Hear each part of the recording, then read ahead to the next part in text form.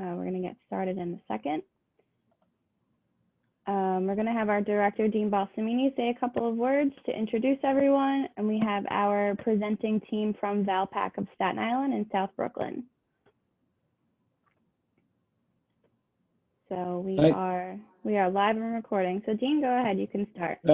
Thank you very much, Megan, and as usual, wonderful job getting us going.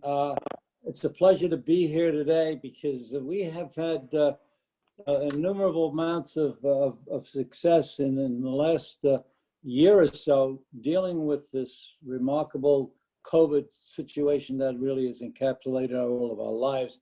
So one thing that I would like to emphasize first is just a little bit about who we are and what we do. Most of you may know Small Business Development Center is an entity. It's a statewide organization. There are 22 centers around the state. We represent, I have responsibility for Staten Island and all of Southwest Brooklyn. We recently have formed a partnership with our, I'm very proud of it too, Valpak on Staten Island, which is really a full service marketing entity. And they're going to hear from them in a couple of minutes. The primary reason for this is we have now found through the relationships we've had with many of you, and some of you are here in the audience, regarding the issues that affected your businesses related to COVID prior to and subsequent to, and actually will continuing to once the legislation and clarity takes place over the next week or so. So part of this was this webinar we did actually for business advisors last month, which was a tremendous success. Business advisors around the state. You know, how do we pick up now? How do we bootstrap and look at 2021 as, okay, 2020 is over with. Thank God for that. Let's move forward. What are our resolutions? How do we handle our businesses going forward? Maybe in a different way. I do not like to use the word pivot. It's so overused, but I just said it again, I guess.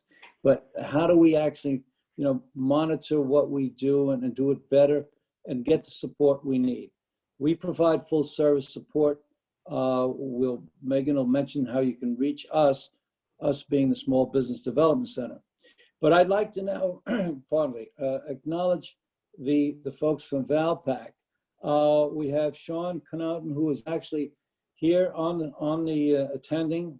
Brian Connaughton, who will be actually speaking with you shortly. Jackie Klein and Bianca. And so what I'd like to do now is move forward and just have these folks from Valpak tell us, how can we go forward? How can we make 2021 a better place for all of us? Surviving, and not only surviving, but thriving. So, Brian, I'm going to turn it over to you. Thank you, Dean. Good morning, everybody. Happy New Year.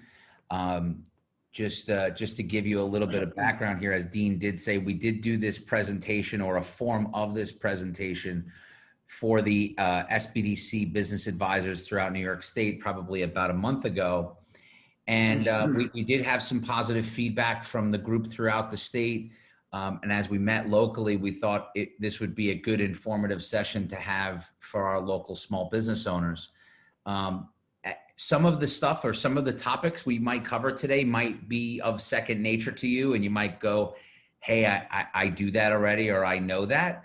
And you're going to have that in any presentation. But the hope here is that there's a little bit of couple things that we've seen that we over the last 12 months in our environment are things that are must have. We've kind of boiled them down into kind of easy to remember 5 R's. I want to introduce our team real quick. Bianca Cardesi, who's our digital media director, who is with us here. She's been with us for just almost 6 years now. Jackie Klein is one of our senior media consultants and has been with Valpak for over 22 years, spanning between New York and New Jersey. And I've been, my brother has owned the local Valpak franchise for close to 30 years, and I've been a member of our team here for just about 18 of those. So why don't I just real quick, let Bianca and Jackie, we'll go Jackie first, just talk about Well, I've already mentioned you've been here for 22 years, but what you do here, what you specialize in, and what your level of expertise is that you bring to our client community. Okay, good morning, everybody.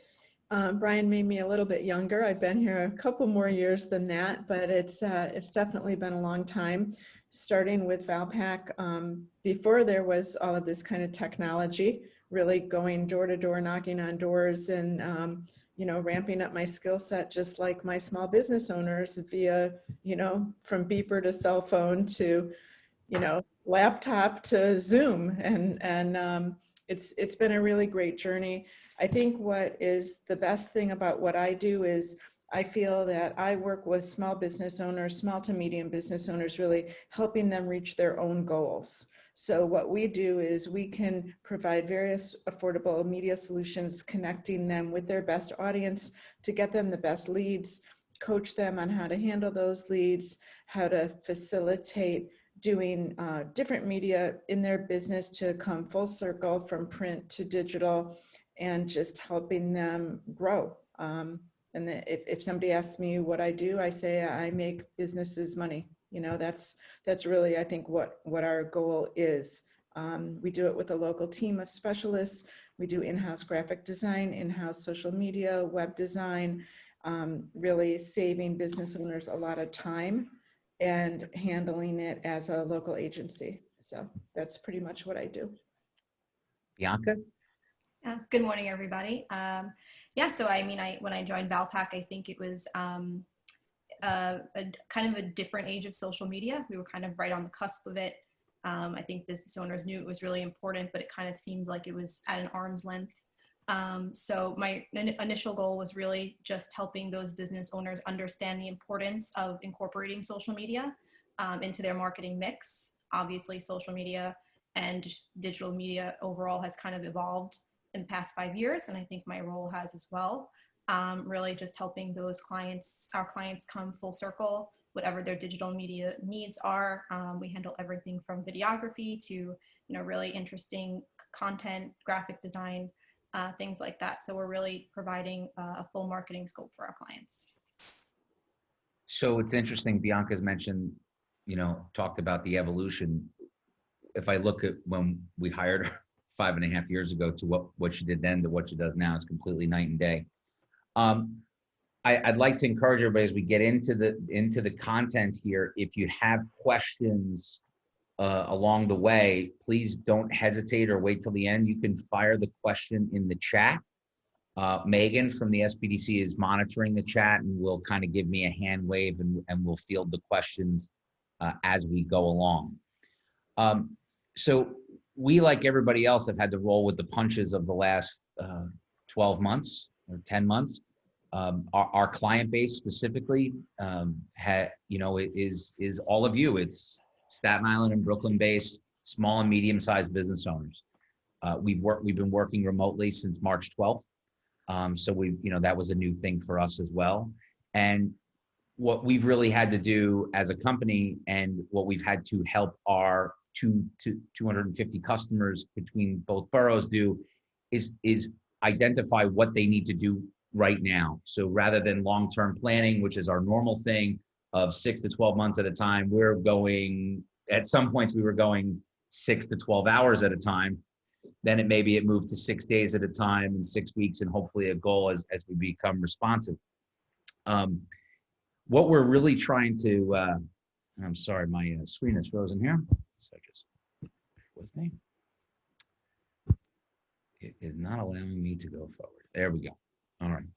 So we've kind of boiled these 5 R's down for you into 5 things to really focus on in a field of a million things to focus on. But we've identified kind of 5 R's, the first being report, rapport, reward, reach, and refresh. And as we go through this, these will make all the sense in the world.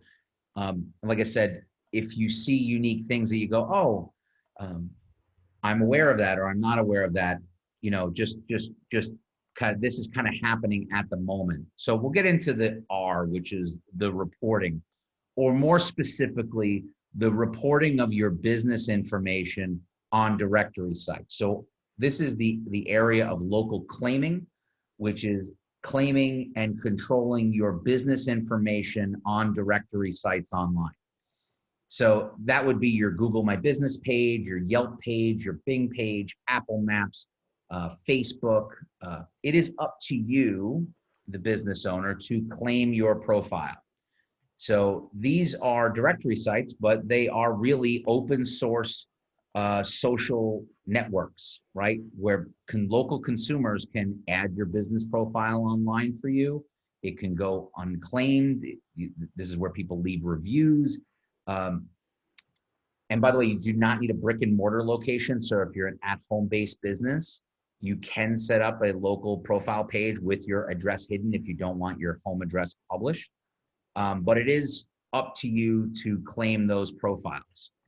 So we have seen a tremendous issue this year with misinformation being reported on business profiles, okay?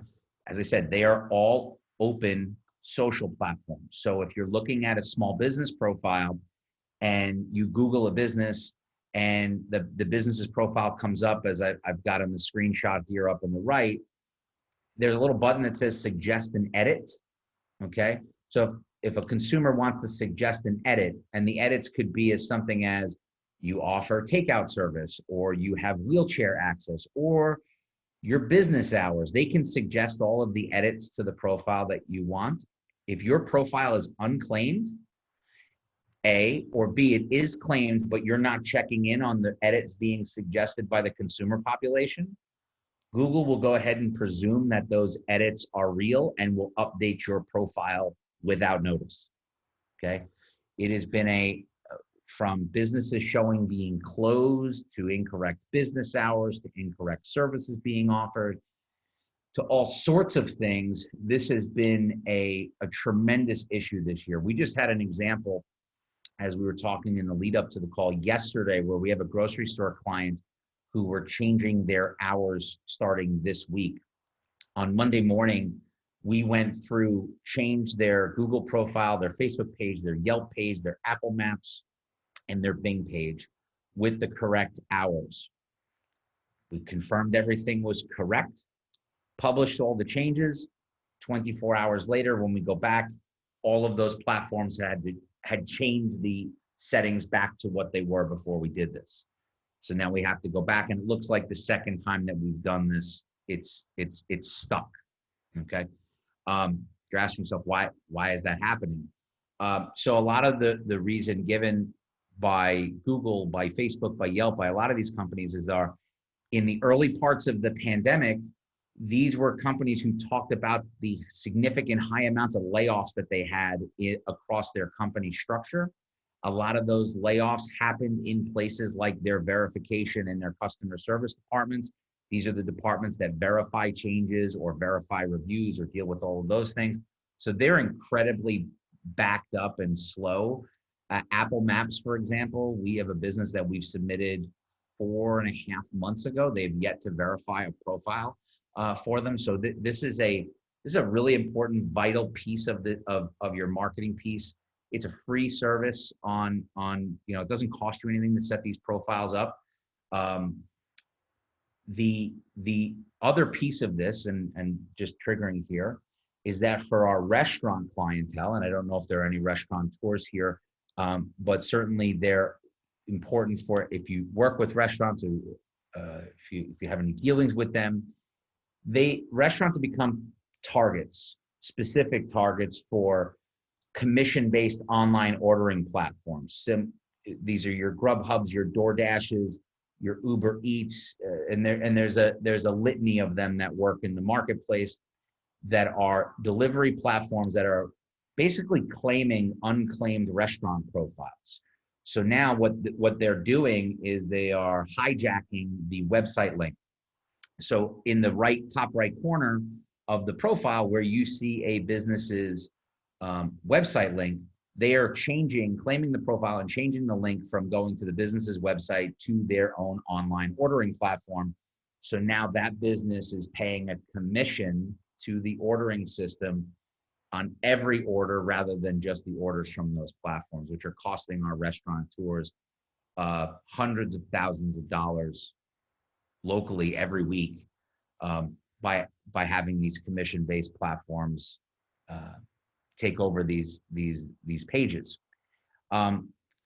The control of the reporting of your information, of what you're putting out there, takes paramount importance, okay, to starting your must-have, right? This seminar is about the must-haves and your must-dos. You might have a laundry list of 40 or 50 things you need to do this year. We're trying to boil this down to the 5 or 6 things you absolutely must pay attention to. There are hundreds of directory sites out there. There's really about 5 to 7 key ones that we're focusing on here. One is Google My Business, okay, which you do require a Google account for, a Gmail account to access that. Yelp, Apple Maps, Bing, and Facebook really are the 5 kind of key elements where people can share information. In some cases, Yahoo, if people use Yahoo as a search engine. But really those 5 that we have up there become the key aggregators of information and probably represent 98% of the search market that is really, really important to this particular segmentation, okay? So resolutions, how do you work on this, right? And this is really about how to have, what's your resolution for this year. 1, take the time and claim your profiles on the 5 key platforms, right? Google is a simple claim. They will verify your information in either postcard or a phone call. And each profile or each platform is going to have different steps in which you need to take to claim that profile. There are also possibilities of Facebook pages having duplicate Facebook pages, especially if you have a brick and mortar location. There might be the business page that you have set up. There might also be a location page that a consumer might have set up when they've done a check-in. I would encourage you to look and do some digging on all of these platforms just to make sure where it's almost like doing a personal check on yourself, seeing how you appear online. Just go through these profiles, make sure you take the time to claim them. It's a little painstaking at first, but it is an absolute requirement to do so. I'm sorry, Megan, did you have your hand up? No, okay. Just want to make sure. 2, schedule time in your calendar. Weekly, bi-weekly, monthly, whatever's a comfortable repetition number for you to check in on the profiles. Have people left you reviews?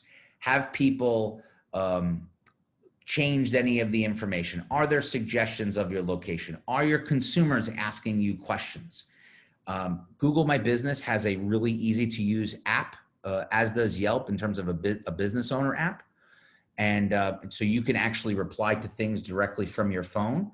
But if you're not checking that stuff religiously, if you're not checking in on that religiously, I would suggest that you parcel some time to be able to do that for yourselves. It becomes enlightening. We do it for a significant amount of our customers where we're managing the reputation and what's being done for our customers. And I can't tell you the amount of activity that happens on these profiles, down to even at restaurants thinking that if they've sent a message we have consumers in the marketplace who send private messages on Google My Business to restaurateurs saying, hey, I'm placing an order, here's my order. And then they complain an hour later as to why the order didn't show up. So it's almost like they shouted it out to somebody, but really kind of take that time to parcel that there. If these are some other additional solutions, if you were looking for a little bit more of a wholesale way to do this, there are companies out there like Yext and Moz. They provide affordable, what you call local claiming services, okay? And what local claiming services like a platform like Yext will do is you will set up a master profile on Yext, and then they will scour the top 100 to 200 directory sites and make sure all of that information is in alignment. Depending on the level of service with them, they also offer a singular inbox where all of reviews, comments, feedback from all of these different channels will go into one inbox so you don't have to log into multiple sites. Those platforms are going to range in price anywhere from $79 to $179 a month, if that's something that you want to go down. But they're very effective, reputable companies, been around for a long time, and do a good job in their service. Also, if you happen to have built your own website, or you had a company build your website for you on the Wix platform, Wix has a product called Site Booster, and it's a local claiming product that I think they have somewhere around $45 a year. Will do all of the things that Yext and Mons will do for a much more affordable price that ties in with your website. Megan, I see there's a couple of things in the chat. I don't know if, before I move on, if there's anything that's questions that have come up that we want to tackle. Sure, we have a question. How many times should you check Facebook and Bing about your business? So I guess that my question, well, I guess my answer is it really would depend on the type of business that you have, right? I think if you're in a consumer, so we're in the B2B business for the most part here at Valpak, so I check our stuff probably once every 2 weeks. We don't get a lot of reviews. We don't get a lot of activity on our profile, on our profiles in terms of consumer feedback.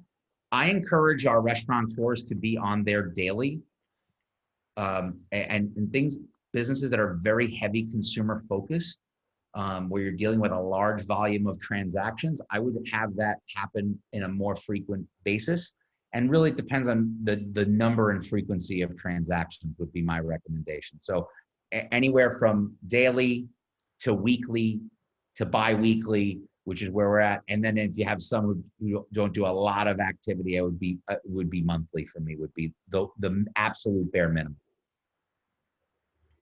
Sure. One more question in regards to claiming your profile. When a business owner claims their profile, do you have a way to protect the profile so they don't get hacked? Yeah, great question. So once the profile is claimed, okay, it is owned by you, okay?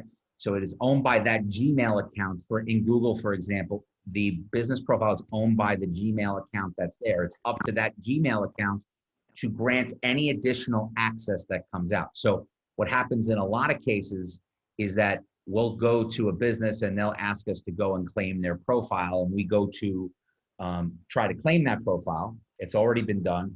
It actually will send a request to the originating Gmail account that took control of the profile, and we can't get access to it until that person does that. That's why it's really important to have that password protected and claim the profile, so this way nobody else can get in. So once you've claimed it, it's yours, and you don't give it up until you actually grant somebody else access. If you do have an agency that you hire, okay, I would never allow other agencies to take on ownership roles. Okay, there are different classifications of settings that allow businesses to control what other people can do. So you'll often have contributor or editor access, things that don't have the superpower of ownership. So you'd want to grant somebody else who's working on your marketing a lower level of access that you have that allows them to do their job, but still allows you to make sure that you're the only person who can own that platform. Perfect. One more briefly, which I feel like you're going to get into a little bit more, is where can you open a website for a brand new business? I know you briefly touched upon Wix, but yeah. So on a website side, I mean, there are we don't address websites here, but I'll certainly leave some time open if we want to bring that toward the end of the campaign or the end of the presentation. There's a number of resources that you can do to either build your own website or hire an agency to do it. The website business is it's an interesting landscape where there seems to be not a lot of rules and things seem to be all over the place. Megan and I have talked about this at great length, but there has been a lot of advances in the last 2 to 3 years in the customizable theme website business. These are companies like Wix, which I referred to, which we are a preferred partner of.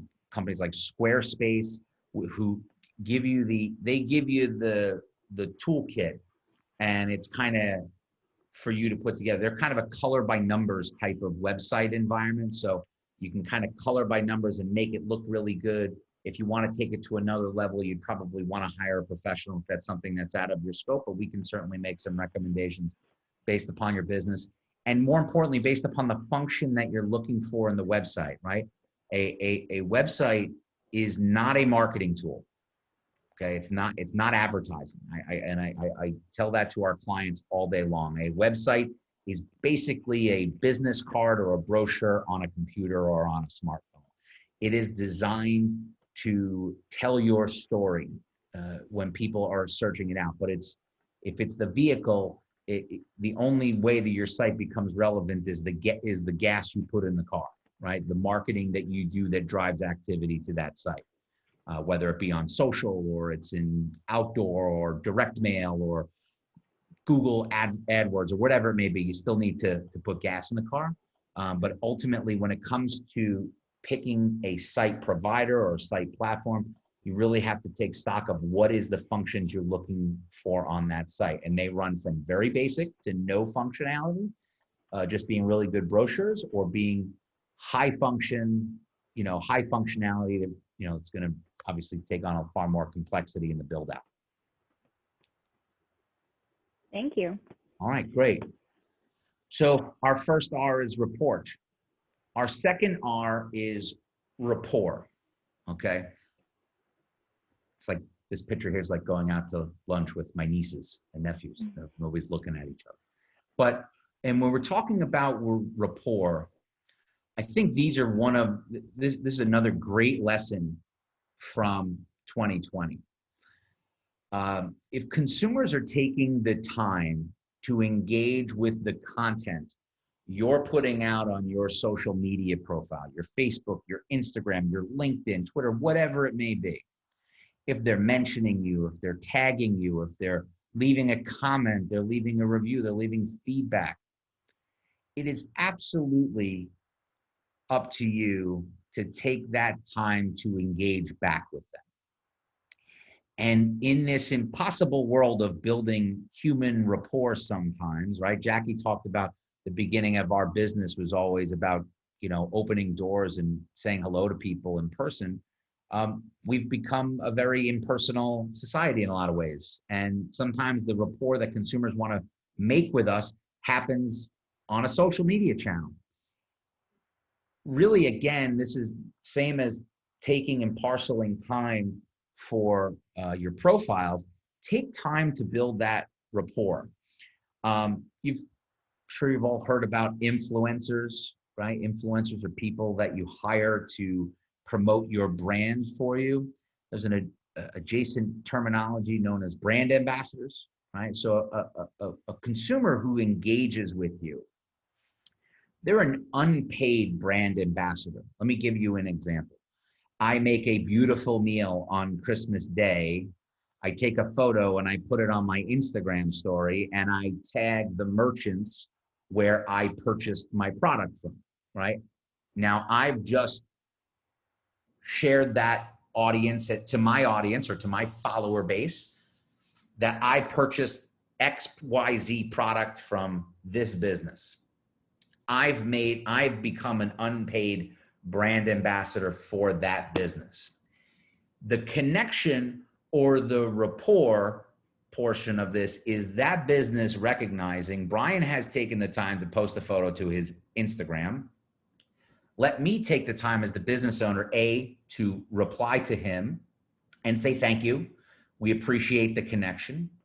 B, share Brian's post to our own profile. There is this, when you look at the studies behind social media and social media engagement, there is an endorphin release when posts are shared by businesses that consumers are trying to connect to.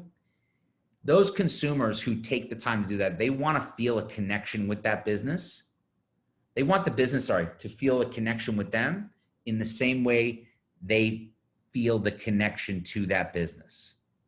If you frequent a restaurant on Staten Island and when you're there, you constantly take pictures of the food and you've taken the time to put it on your channels, you love that business. That consumer by tagging you is telling you, I want to feel the love from you as well.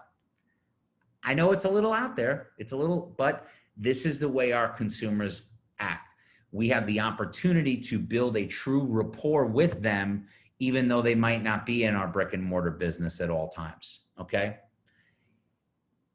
This is a really important part of 2020.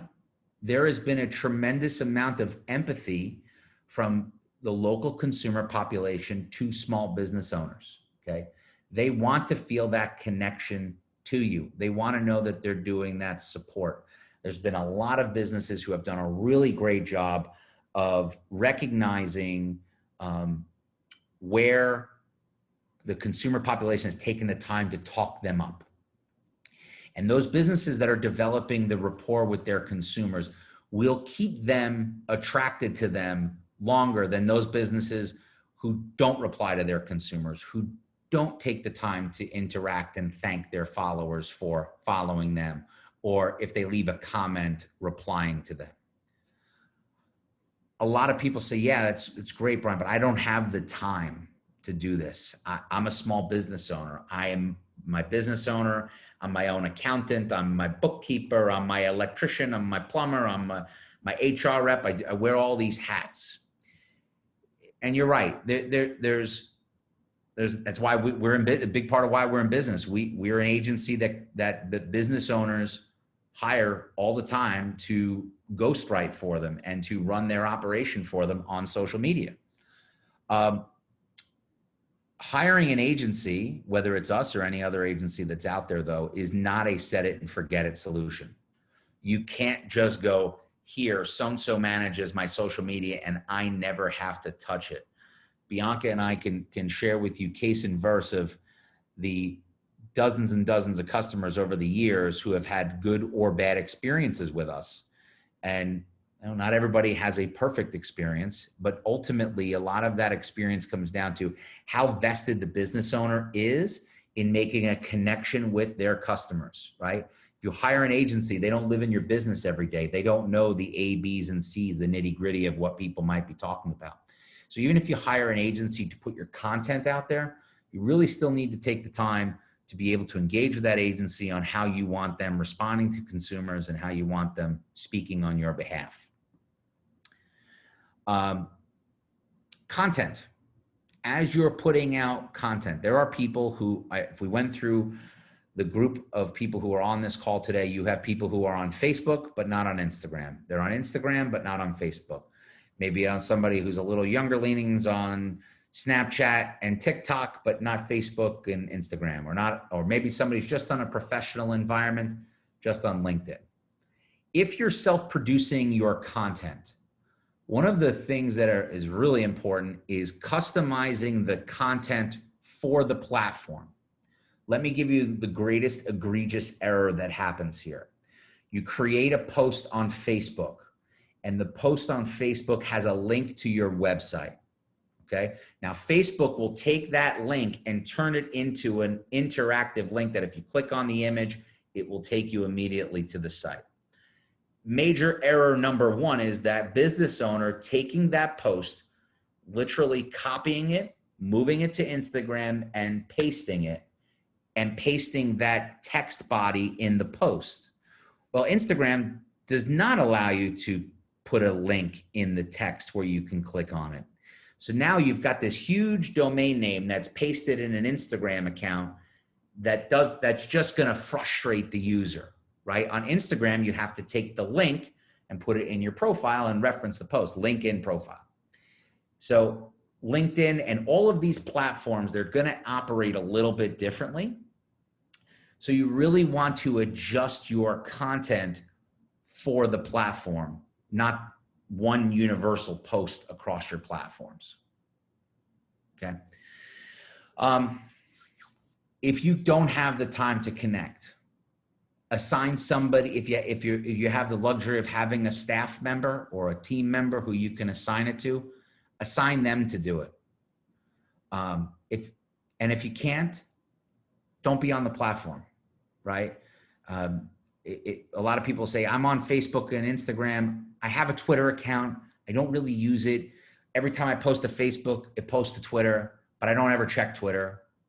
Just disconnect the Twitter account, because ultimately these platforms are designed to connect people. And if somebody's going to take the time to connect with you on Twitter and you're not following and you're not caring, eventually they're just going to disconnect from caring about you on the platform. So really just try to manage the profiles that you know that you really actively can put some time and effort into, rather than just blanket posting everybody. So what are our resolutions as it relates to all of these things that we're talking about? How do we work around this? I think number one, it kind of builds off the last point, is identify where your audience resides, where you think your potential consumers lay, right? So if you're in a B2B environment and you really want to connect with other business owners and network with them in an effective way, more than likely you'd want to put a lot of your focus on LinkedIn and really spend some time building a rapport, engaging with profiles, engaging with people's activity there. If you're trying to sell a product, maybe it's more Facebook and Instagram and not so much LinkedIn or these other profiles. I think really taking stock of where you're going to get the most activity and where your customers reside really becomes important, because then instead of having to do, we listed 6 social channels here.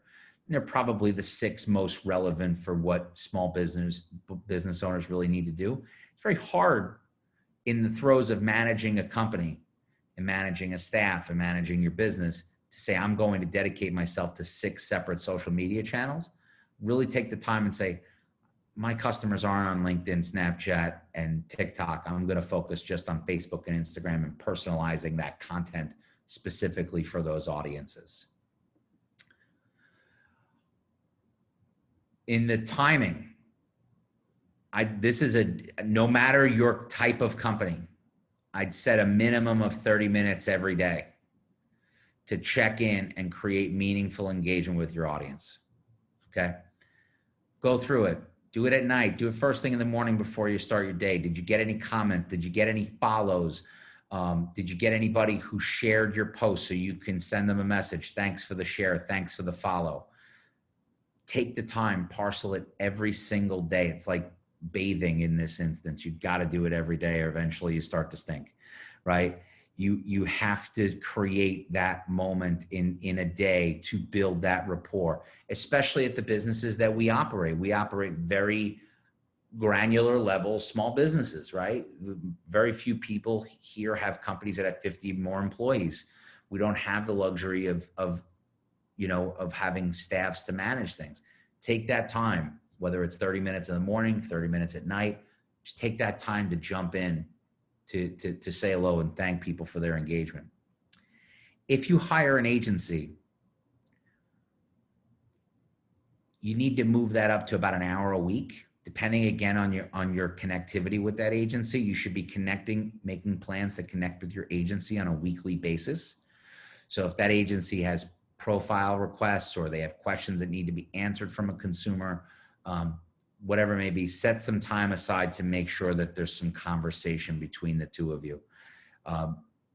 We tell people that the clients who care more about their profiles and care more about the work that we're doing for them tend to always have the best experience.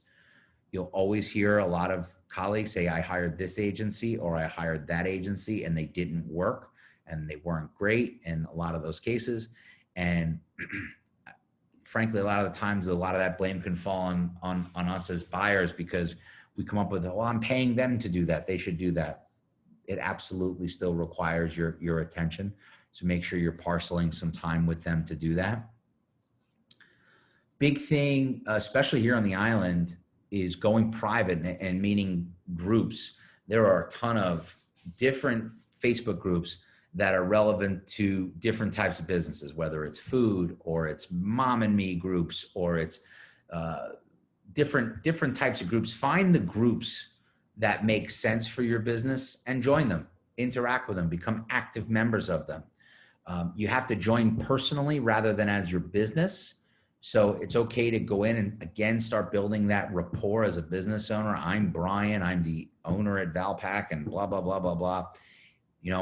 find the groups, whether you're in Brooklyn or Staten Island, they exist in every community in the country, basically every community in the world. There are private Facebook groups that are specifically designed for local interaction. You know, there is, you know, just in the South Shore, there's a group that's a group just for people who live in Tottenville. And then there's a group for people who just live in 10307. So you know, these are small segmented groups. Some of the groups are larger. Some of the groups might have 10, 12,000 people in them. But really find the groups locally that make sense for you. If you have a business that sells products outside of Staten Island and Brooklyn, find groups regionally and nationally that make sense for you to join and be able to talk about your product and your service within those groups. Again, it doesn't cost anything. It's just a matter of time. It just costs time to be able to do that. Going private is something you need to do. It's not something you can outsource to an agency either. So that's there. As you're creating content for yourself, try and say no to stock photos. Especially, you know, you really want to get it. People want, they want to see what you really do. They want to build a real connection. You know, McDonald's would never put a picture of somebody else's burger on their Instagram, right? They're going to make sure that they have their best photography. So if you're doing work, whatever business you're in, you want to show content that's really yours as much as you can. Be authentic with people, right? If you look at the things that trend and the things that go viral in a lot of cases, it's not something that's a really polished, produced video. We do them because our clients want them and they need them for things, but we always try to urge authenticity. You know, I think one of the things about being New Yorkers is that, you know, we pretty much tend to be a city that has personality. Show it off, right? Show it off. There's some really unique things, and I think your consumers will engage with you more and again, build a better rapport, especially if you're a single unit operating business owner operator and you don't have a large staff. I think consumers will want to know who they're buying their products from. Don't be so shy to show yourself off. Again, going back to one other tip, if you're looking to self-manage your social media and you want to get ahead on things and you want to be able to build some specialized content across platforms, we could suggest a few different social scheduling platforms. These are going to be softwares where you can write your content, custom create your content to each platform. This is similar to what we were talking about Yext with the local claiming. Hootsuite, Sprout Social, Zoho Social are three very popular solutions. They all offer different functionality. They all come at different price points. But one of the things and the universal things that they also all offer is a universal inbox. Again, it's a one-point step to reply to Facebook comments and posts. It's one place to reply to Instagram, one place to reply to LinkedIn, Twitter.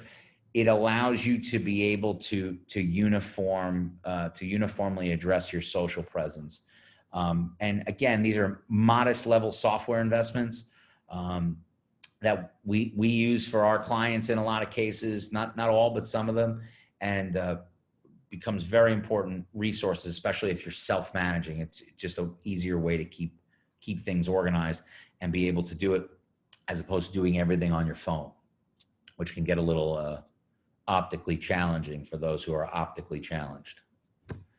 And really, again, you know, the whole point of social media is really about creating that connection. You know, whether it was starting out, it was a friend from high school you hadn't seen in 20 years, or grammar school, or somebody you used to work with, or whatever those things. As a business owner, just simply posting pictures of what we do isn't enough. We have to build a connection. We have to build a rapport with that audience. And I think it's a real opportunity to be able to do that here. Before we move to the next R, Megan, is there any questions that have come in related to our social media segment? No, you are good to go, but everyone feel free. If you have any questions, drop them in the chat box. Yeah, I think this time, you know, this is where people are spending more time at home, right? They're wanting to engage with people more often. And again, there is a level of intrinsic value that consumers feel when you as a business owner recognize them for connecting with you. I can't stress that enough. Reward. Reward is our third R in our 5 R's. And this is rewarding customers and consumers, actually physically rewarding them now, right? In social, we're talking about rewarding them with just feeling good. Rewarding is showing your consumers the love and thanking them for doing business with you, okay? If you're in a business that's, you know, I have sometimes been guilty of this, and I've dealt with hundreds of customers over the years who says, I don't need to give back to my customers. They'll continue to buy from me because they like me. That might be true in some cases, but in a lot of cases is consumers don't tend to be that loyal. I think that sometimes we as small business owners, we like to believe that there's a romanticism somewhat that consumers want to support us because we're small business owners. And that might be the case at certain times, right? Certainly 2020 has been a lot of spotlight on small business owners and showing them love and keeping us supported. But big companies don't become big companies because people don't like them. You know, people love them too. So I think we need to remember Starbucks. If anybody's a Starbucks customer, right? They do it better than anybody else, where they are constantly talking to you on your phone. They're pushing you deals. You're able to put an order. Every 5th coffee is free. There is a tremendous rapport with Starbucks that's created through this environment. We have to reward people a little bit more often. A lot of times when they shop from us, and I'm saying us as a community of us as small business owners, sometimes they're skipping convenience. They're sometimes lower prices. So sometimes we need to reward them a little bit more for doing that and keeping that connection, not letting them shop elsewhere. Rewards programs they can run from really simple to really sophisticated.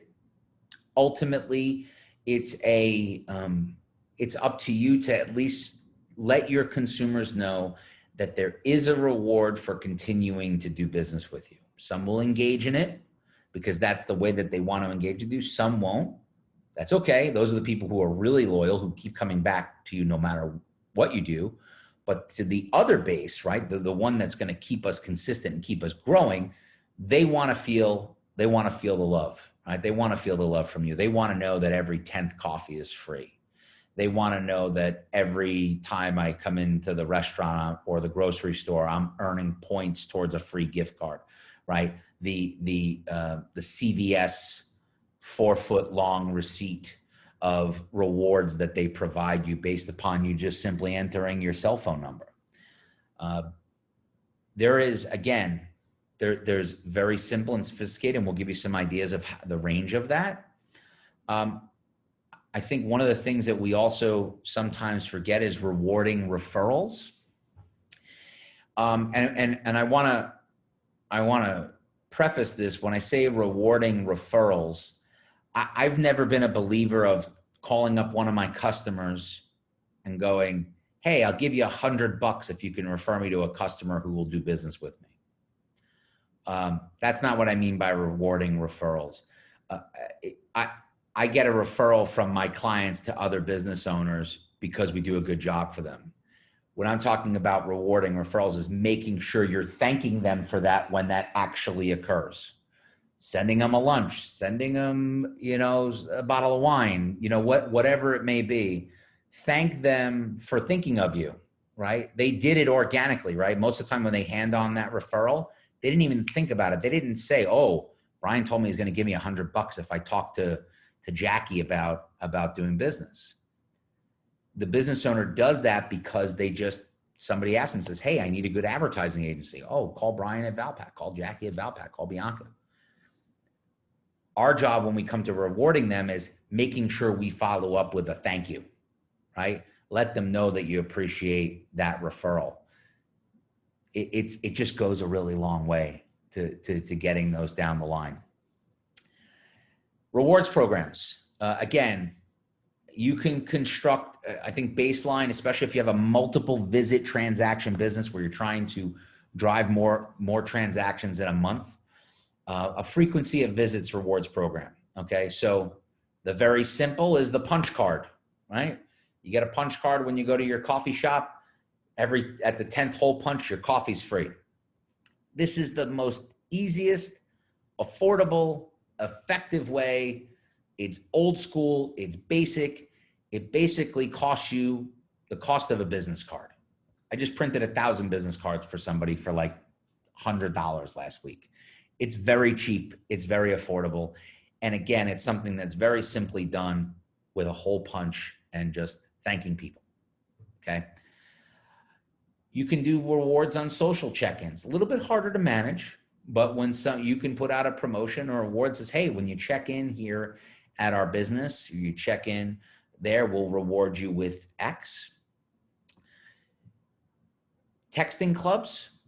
There's a lot of affordable platforms out there for text message marketing where somebody can opt in, text, save to 12345, where people have opted in to receive text messages, or rewards tablets, which are at registers. We refer a company called 5-Star Rewards to a lot of our customers. We probably have 15 or 20 customers or so between the two boroughs who have 5-Star tablets in their store.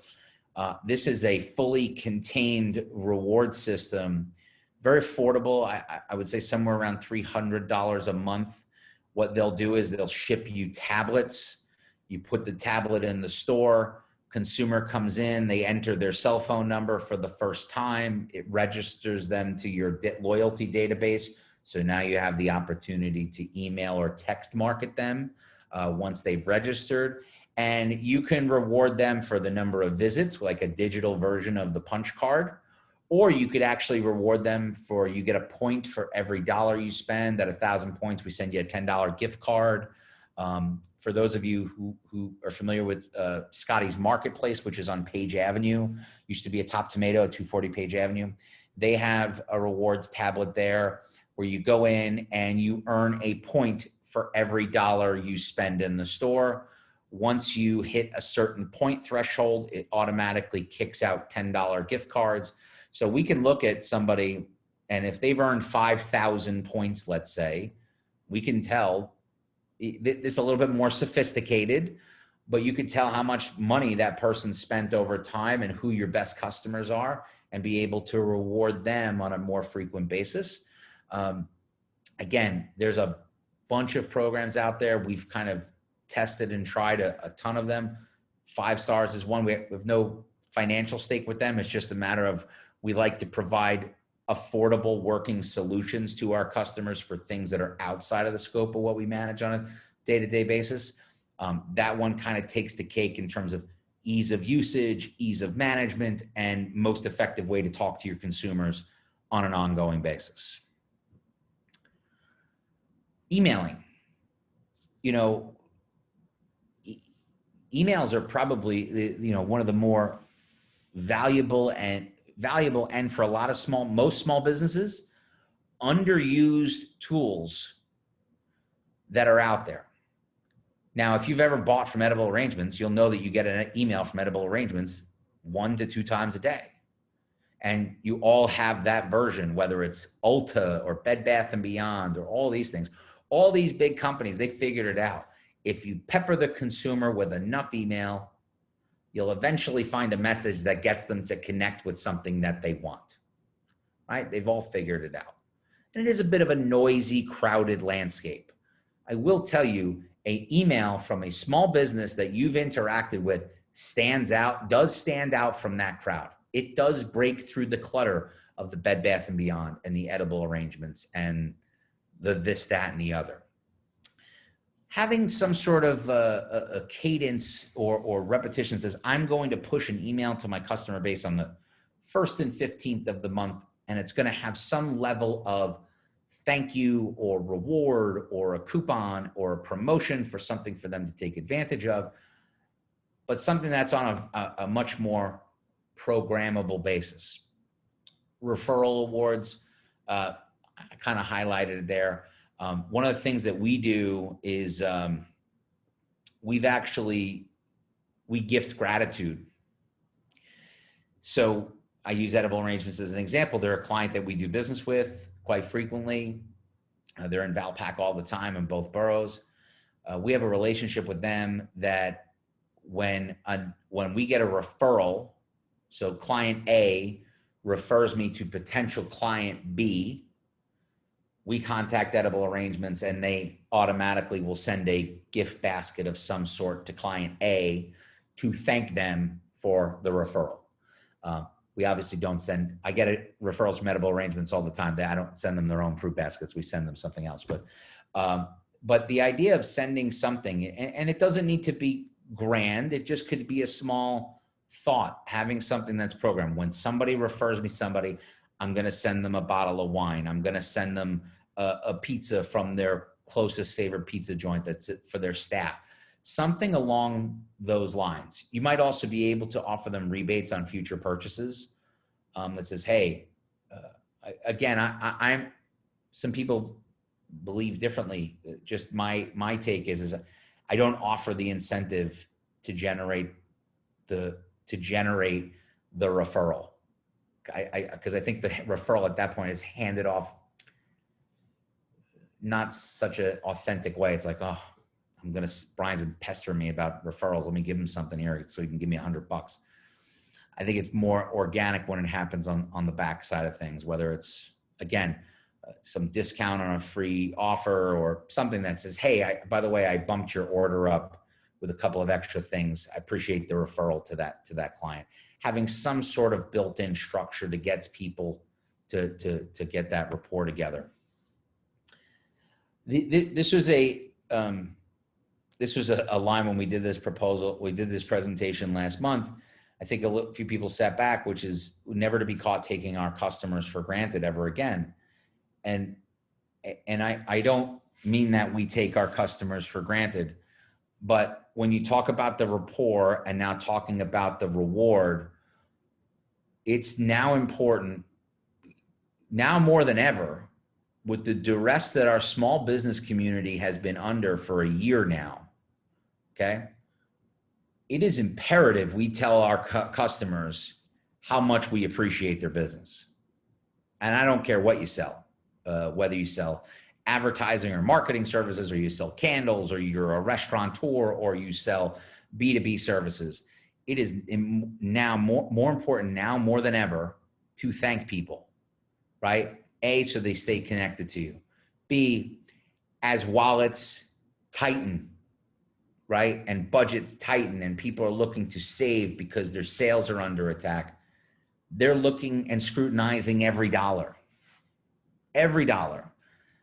And if you're part of that dollar mix, right? You want them to go, I really can cut them, but I really don't want to cut them, because there is that connection. It's just, so that's what I mean by taking them for granted. We don't want to ever have certain clients on set it and forget it mentalities. We want to remember to reward people for their work and for their participation and their dedication to our businesses. Again, on the reward side, everybody here on this call has had some level of participation with some sort of loyalty program. Again, whether it's at your grocery store or at Starbucks or anywhere. And if you ask yourself, do I feel good when I get rewarded for doing business? The answer will invariably always be yes. So that would be our third R: report, rapport, and reward. So as we move on here, and I think Dean referenced this earlier and when he was introing this session, which is it's 2021, we're hoping to be less about surviving and more about thriving. okay? And this is the most important one, because instinctively as business owners, we go into defense mode when things hit us, like COVID hit us, right? Hit most of us. You know, granted, while a lot of us have had very tough years, well, big segment of our customer base who had their best years ever, right? There's a lot of businesses who had their best years ever. I think some of them feel a little guilty about it, but you know, there is no denying that some businesses really thrived in this period of time. At some point, we have to get off the defensive. And the only way we're going to thrive, as Dean put it, is we need to start going out and talking to customers, right? And I don't mean physically walking around and talking to customers, but we need to start letting them know we're in business, okay? And that's kind of the buildup from the reporting side to the rapport side to the rewarding side. A lot of businesses have taken the time to not communicate with their customers that often. They've cut back all of their advertising dollars. In that scrutinization of the budget, they've scrutinized the one thing, in a lot of cases, that can go out and try and meaningfully grow sales. When customers stop hearing from us, they sometimes find the other way to fill the void. You know, if all of a sudden McDonald's stopped advertising, Burger King and Wendy's are going to pick up, because the ones who stay in the game and still talk to customers and still give people a reason to want to connect with them, eventually, it might take a while, and it's a very huge dramatic example, but it's a relevant one. Eventually, they will start picking off their customers. And maybe somebody who is McDonald's brand loyal might go, you know, this Burger King burger is way better than that one I've been loyal to for years. And they might struggle to get them back at some point. There's only so long we can sit on the sidelines, right? When it comes to putting together and reach, and what I mean by reach is putting together a plan this year of how you're going to reach out to consumers, how are you going to reach out and drive new business this year?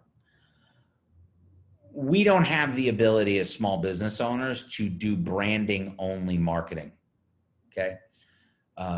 Branding's expensive, really expensive, right? When you look at, again, big brands trying to launch a new product or a brand evolution, it becomes very expensive. Radio, TV, billboards, social, direct, it's a multi-million dollar campaign over and over again.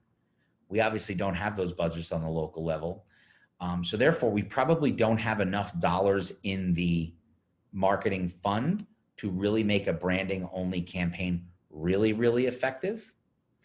So there needs to be some sort of conversion tracking method in any of your advertising campaigns that you're doing, understanding what the goal conversion is, whether it's physically making a transaction or acquiring somebody's email address or somebody's cell phone number to be able to remarket to them. There needs to be some level of measurability to your campaign, whether it's on social media or it's something that's on your website that's promoted through email, or you're doing a direct mail campaign, whether, you know, with somebody like us or somebody on your own. There needs to be a conversion method there. We also have found, and we'll give you some other ideas as it goes into the conversion tracking, especially in B2B, for our B2B sellers on the call today. Reactivation, calling on our old customers, at least in our environment, tends to be a really healthy practice.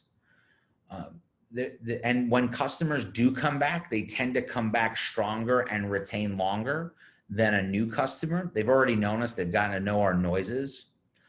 And I think when we go back to sell them, we can really focus on the pitfalls or why we lost that customer in the first place. Maybe there were some things we didn't do right in the relationship. Maybe we didn't reward them enough. Maybe we didn't build enough rapport with them. We can go back and redo that. But again, because consumers, whether they're another business owner or in that environment, they're always looking to improve their product and improve their business, and improve their margins. So if you can, take some time to reactivate your old customer, do it, right? Again, there's a reason that people go away. More times than not, it's for some other reason other than your service didn't work for me. There's some sort of extenuating circumstance. But this is absolutely the time and the year where we need to start pressing the gas, okay? And I know that that becomes a little challenging when you go, hey, I'm getting hit on all sides here. How do I do that? We need to commit to finding new customers this year and growing. Number one, if you're active on social media, work on social media display ads, what you'd call boosted posts. Now, that does not mean if you're self-managing your platform to hit boost post and run it from the page. Facebook, social media advertising is far more intricate than just hitting a boosted post and giving them $5 a day to spend. At the height of the pandemic, you could tell business owners were scrambling to place ads. I was getting ads placed to my Instagram from restaurants in Alaska and California and Minnesota because they didn't know how they were managing the platforms, and the ads were wasted. And Facebook's going to take your money, right? No matter what you do, if they don't care if you place the ad wrong, they're going to take the money that you place it. So there are free resources available. There's tons of YouTube training on this. They have Facebook has a whole business center. I would recommend signing up your business for a small business account on Facebook and utilizing their business manager and running your ads out of their business manager tool and not actually placing ads on your Instagram or on your Facebook page. Remember, the Facebook business manager is going to run ads for both platforms because Facebook owns both Facebook and Instagram. But it'll allow you far greater levels of targeting and sophistication, and they have a bunch of great self-training tools. There are self-guided platforms. So one of the platforms we talked about earlier on the social scheduling with Hootsuite, for example, Hootsuite has a tool within their scheduling software that'll actually guide you through the buying of ads to make sure you buy them effectively. When somebody asks me the question, how much do Facebook ads cost? Right? It's an impossible question to answer because you're the one who determines the budget. The budget will then determine how many people you reach. Okay. So if you say, how much does a Facebook ad cost? And I say, I don't know, what's your budget that you're looking to spend? You really have to decide that budget. So let's say you're going to do $10 a day for 30 days, $300 budget. We're going to take that and we're going to take that budget and see how far that money in an estimate could go. If you have a very broad audience with not a lot of targeting, let me give you an example. I want to hit men and women between the age of 35 and 60 who live in 10314. Very broad audience. Okay. You'll probably get a lot of love out of that $300 budget, a lot of activity.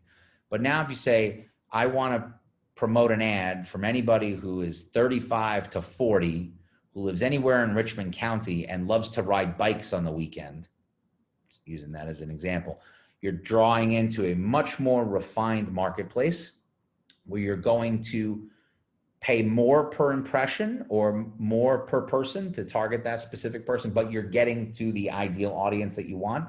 So there's a lot of variations in that. So utilizing a self-guided tool or one of their training platforms are certainly advisable. This is where it gets really kind of technical on that side. If you're really lost, hire a professional. There are different professionals of all different grades that are out there. Do your research on your professional. See what their customer base is like, what their reviews are like, review them and research them like you would, restaurant reviews for going out to dinner this weekend. More likely they're going to charge you a commission on the dollars they're managing for you. They might charge a setup fee. Again, there's very few rhymes or reasons of how we do that. In our environment, we manage ads for people commission free, providing that we're also helping them with their content. So if we're ghostwriting content for a business, we don't charge them for our work on placing their ads. They simply set the ad budget and we place it for them. Again, but we do charge for the content writing stuff. So there's, again, varying degrees of types of relationships where you can hire a professional. We are Valpak, right? And the reason that we talk about owning the mailbox is, you know, we've had a successful growth trajectory in the direct mail business. We're not print marketing. We're not a newspaper. We're not a magazine. We are direct mail. And owning the mailbox is a real opportunity. The studies show that the average American consumer has 7 screens in their life, between their laptop and their tablet and their phone and their TVs. They have 7 screens per consumer, but you only have 1 mailbox. So these 7 screens are very noisy environments to see ads. Your mailbox is not. Also, the amount of mail, we'll call it unwelcome mail. And what I mean by unwelcome mail is your credit card bills, your mortgage bill, you know, your gas bill, your electric bill. That's stuff you have to pay out. A lot of that stuff's moved electronically. So your mail has become a more enjoyable experience typically. It's filled with 20% off Bed Bath & Beyond coupons and other things that, yes, and there's some junk mail. That's okay. We can call it junk mail. But ultimately, the reason that there continues to be more ownership of the mailbox by companies large and small is they know that they can get the consumer in a captive place. So when it comes to owning the mailbox, there are cooperative options. Valpak, for one, is a cooperative direct mail. What cooperative direct mail means, you are sharing the cost of the stamp, which is the most expensive piece of that vehicle of advertising, with every other advertiser in our envelope. So rather than paying 35 or 40 or 45 cents a home, you might be paying 3.5 or 4 cents a home. So you can get far greater reach for your money. You're just sharing the cost of that environment with the other advertisers. Valpak is a cooperative option. There are shared mail magazines that are there that are going to be maybe a little less impactful, but more affordable, depending on what your budgets are. And again, they're going to vary on their options. And there's a couple in Staten Island. There are not in Brooklyn right now. We are the only cooperative direct mail solution in Brooklyn. But standalone mail. Standalone mail is your Bed Bath & Beyond coupon, right? That's the best. Everybody gets Bed Bath & Beyond coupons. That's the best example of a standalone mail, where you're paying the entire cost of the stamp and targeting that customer accordingly. You could do postcards, you could do menus. We offer solutions in both of those. A lot of you may be familiar with Every Door Direct Mail, or EDDM, which is a program provided by the United States Postal Service. The idea behind EDDM, different from traditional standalone mail like the Bed Bath & Beyond or a cooperative mail piece like Valpak, is that EDDM is not addressed. It is a saturated mail product that is delivered to every person on a carrier route. Carrier route's your +4 number at the back of your zip code, by the way. Little mail geek stuff. But EDDM, I will say, as a product, while affordable, is not as effective in our experience as traditional standalone direct mail. Things that are addressed, the consumers are more engaged with things that are addressed to them, to their specific address. And again, when you start to, EDDM is very cumbersome to process. I won't bore you all with all the details, but there are options to own the mailbox. You can buy outdoor, I mean, you could do, there's a million different things you can do, but when we come down to what is the average small business owner able to do, effective social media display ad buying along with owning the mailbox are the 2 places we have found the greatest amount of impact. They're incredibly measurable, right? I got to track everything. They're incredibly measurable vehicles, especially if you set up your goal correctly. They're affordable, And at the end of the day, there's very little ambiguity as to where your dollars went with the campaign when it's all said and done. Track everything. Track everything. Track web clicks. If you have the ability to add a unique phone number on a direct mail piece or even a Facebook campaign so you can see how many calls are generated, that technology is very affordable these days with putting unique phone numbers on it. Again, if one of the major things, before I get on to my last point, that's part of our relationship with the SBDC, okay? Whether you are a current client of theirs or a prospective client of theirs and you have a business advisor, part of our relationship right now is that we do offer one-on-one free business marketing consultations. So if there are things we're talking about here that you want to identify more for your business and solutions, part of our partnership with the SBDC is we do offer free consults with myself, Jackie, and Bianca, and sometimes other members of our team, where we'll kind of roll up our sleeves, look at your business, look at what you're doing, and provide some guidance and direction to your marketing plan. So if you are a client, I would suggest you reach out to your business advisor from the local SBDC office to schedule an appointment with us. You'll get an appointment calendar, you book a time, we spend a dedicated hour on Zoom together.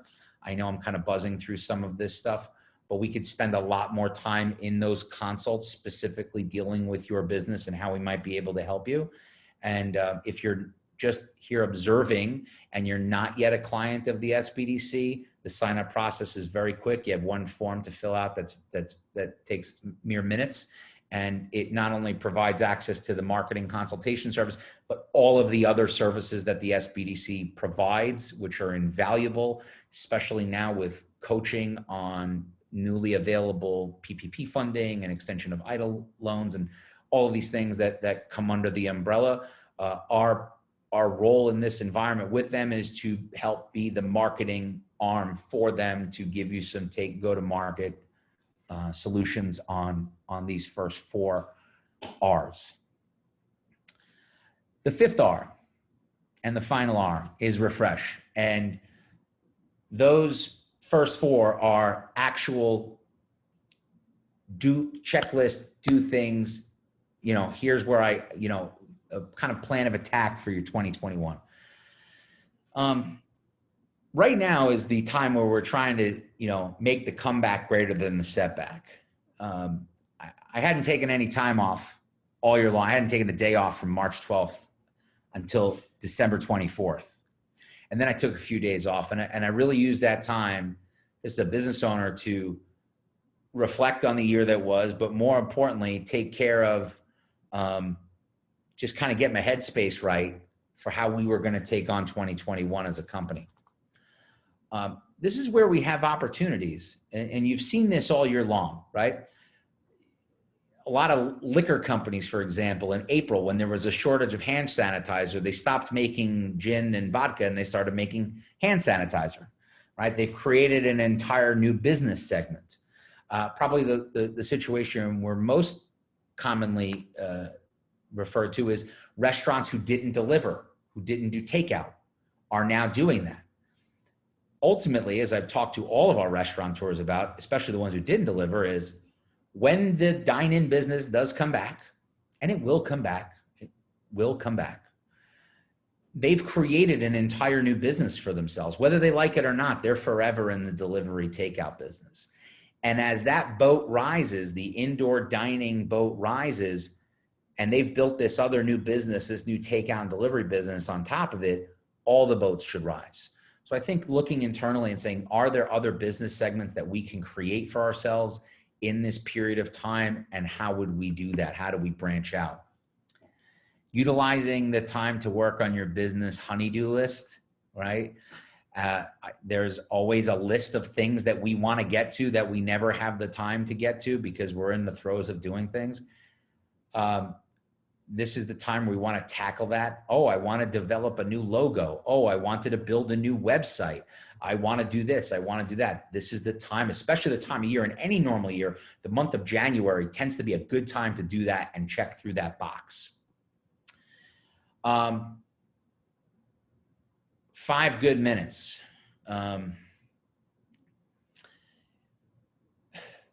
5 Good Minutes. If anybody's ever familiar with the ESPN show, Pardon the Interruption, it's a great sports show. It's Tony Kornheiser and Michael Wilbon, and they take the sports news of the day and they break it out into 1-minute segments. And they go in and they quick hit a topic.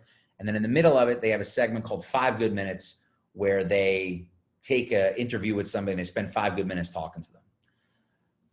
This work from home environment, this new temporary, as I call it, Dean hates the word pivot. I hate the word pivot. I also really hate new normal. It drives me berserk because this isn't normal in any sort of way. This is our new temporary, right? So I think spending time, whether it's 5 minutes or 50 minutes, structuring our day throughout the day to really focus on tackling things. I've got all the technology in the world. I keep a running list of the things that need to get done in a particular day, and I start working them through them, and I have an active and a completed list, and whatever doesn't get done flows through to the next day, and then anything else gets added onto that. So at the end of the week, I can look at my list and go, wow, I really accomplished a lot this week. I really, taking time to actually tackle the topics. Put your phone on do not disturb when you do this too, so you don't get any distractions. Your phone's this. If anybody's not watched the Social Dilemma on Netflix, I highly recommend it. It talks about your connection to your phone, and I think as business owners, understanding how to break from the phone for a few minutes to focus on our business are really important.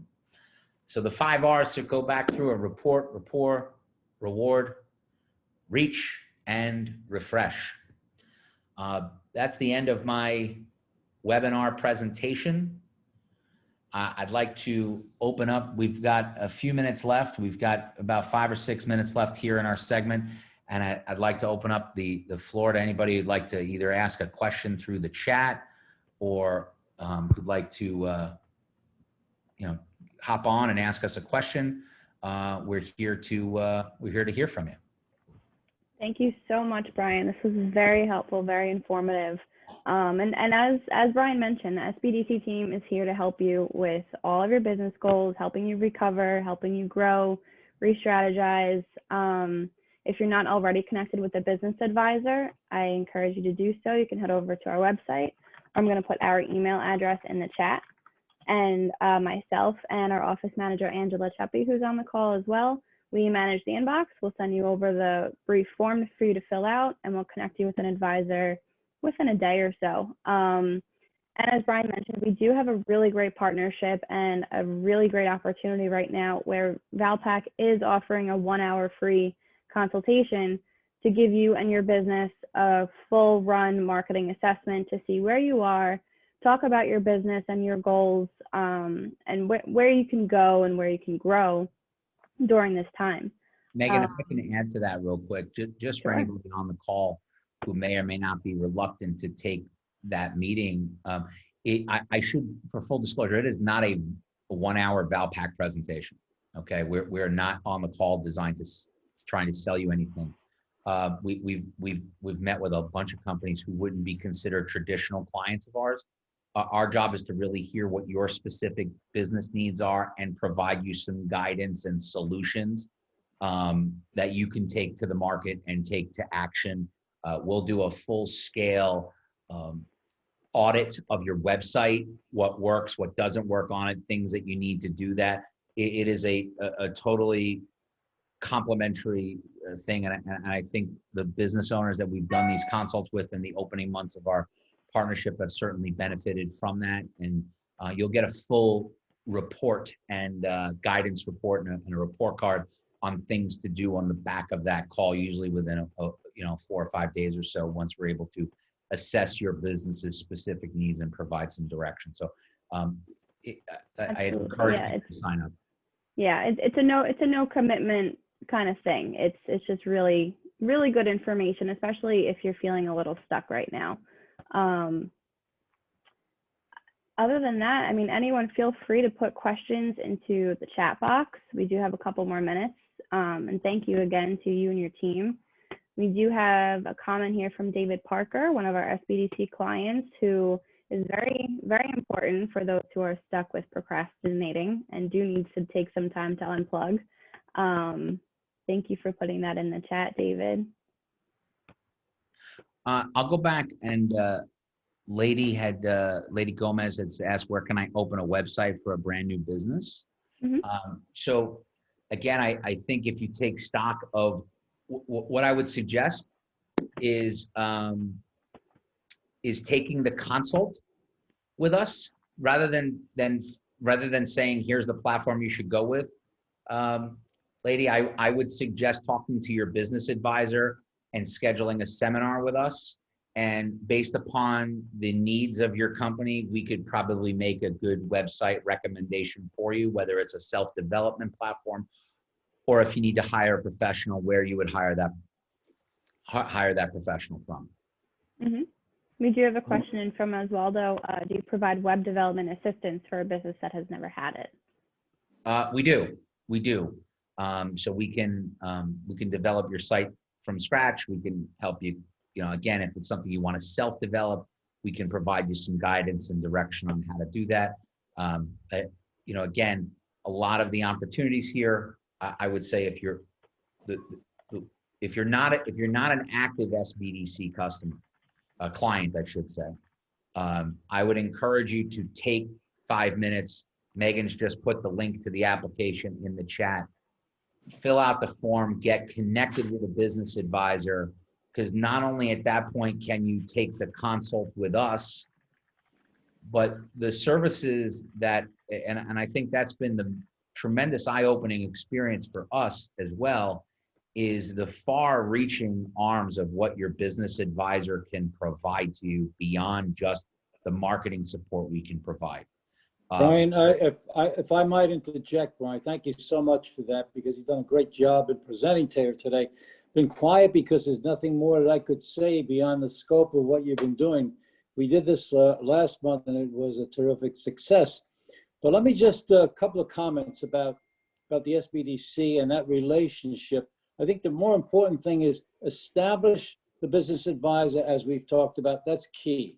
We're beginning in January. A couple of other things we're doing this month. We have a major tax seminar, which is taking place January 27th, and Megan and/or Angela can provide the details. Strongly recommend you attend. A lot of the folks that are CPAs will be attending. We do this every year. We're bringing in people from Manhattan to discuss the implications of the PPP and other activities. What's happened to your business? Probably need to think that through based on whether you took a PPP or an EIDL, or you're thinking about taking a recurrence of that. So we have ongoing activities. We're positioned around here and also in Brooklyn. I'm on the board of the Chamber of Commerce, so is one of my folks, also the Brooklyn Chamber of Commerce.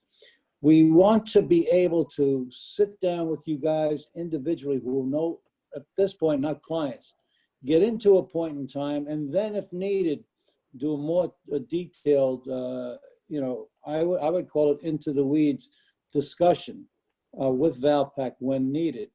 We have established clients that have been with us for since I've been here, which is 15 years. And another life I was with AT&T.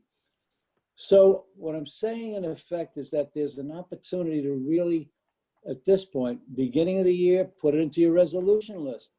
I'm really going to do, an inventory of my business in a variety of different areas.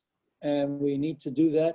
We need to, look, we're all engaged here. My whole team has been involved with organizations beyond just what we do here.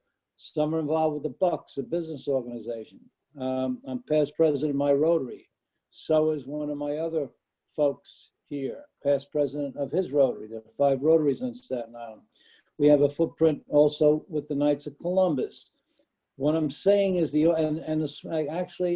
young professionals group that Megan belongs to.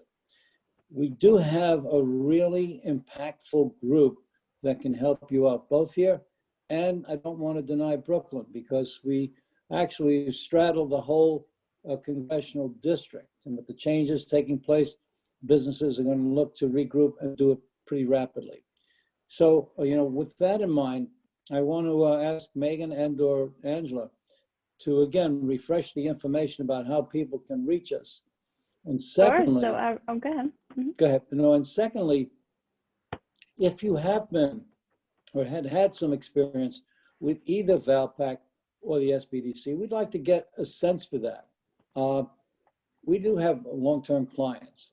We actually put the business plan together for the St. George Theater. I'm pretty proud of that. We had a very small team at the time, and one of my key folks, Ed Pisco, was here in the audience, and he and I actually worked very diligently to work with the sisters, Doreen, and those of you who may know the family, and they're still clients of ours today. The reason I mention that is there are startups, there are people working from home who feel somewhat isolated and say, well, there's no one to help us. We can help you, we will help you, and we do that real time. And we also have a great partner in Valpak that can take you to another level as well. So with that, I'm going to turn it back to, I guess, back to you, Megan. I'm not sure how much time we have left. We are at about time. And thank you. Okay, It's a great point. You know, at any point in your business, whether you're just starting, you just have an idea that came to you, you know, as New Year started, you can connect with us. We'll help you walk through your idea and how to get started. And if you are in business, like we said, you need help in any situation, let us know. All of our advisors are on the meeting. They'll have their cameras on. You guys can wave. And with that, I will end the recording. Thank you again for joining us today. The email address and the link to make an appointment with us are in the chat, so feel free to click through. And thank you again.